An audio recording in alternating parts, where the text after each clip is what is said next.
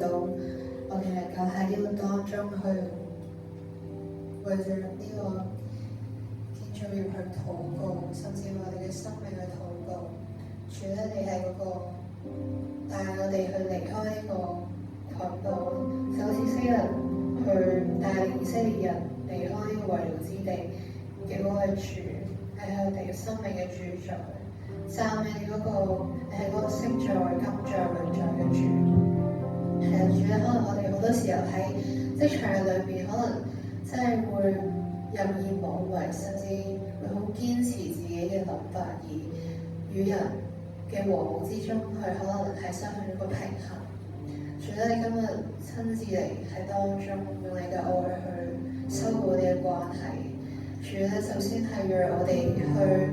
願意打我哋嘅心，我哋再次去承認，其實我哋都係只係一個罪人嘅時候，主佢嚟赦免我哋嘅罪。你係嗰個憐憫嘅主，求你真係喺當中親自嘅動工。可能我哋覺得好多嘢失望，或者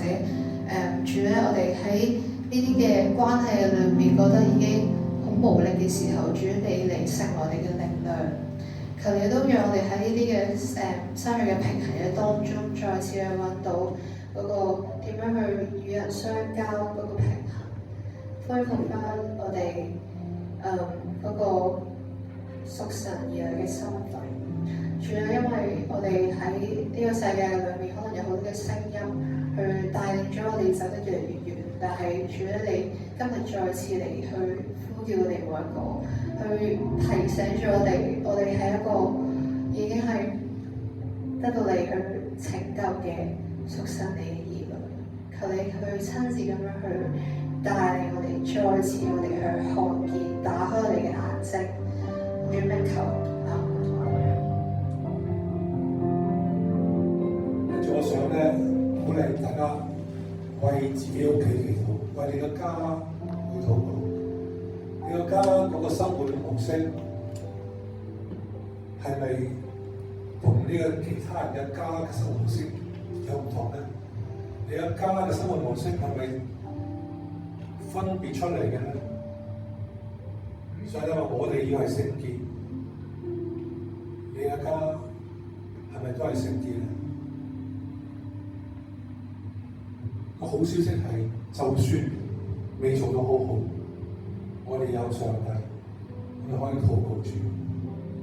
咁我大家一齊自己先為自己嘅家去祈禱。然後我鼓勵弟兄姊妹，你唔係代表你嘅家，不過你覺得香港基督徒嘅家庭需要去呼喊嘅時候，我請你出嚟，就係為家，為自己屋企。為基督徒嘅家去祈求上帝嘅秩序翻去裏邊，恢復翻上帝嘅主權喺我哋每一個嘅家庭裏邊。我哋先每一個自己低聲嘅去同上帝講，將你嘅家交俾主。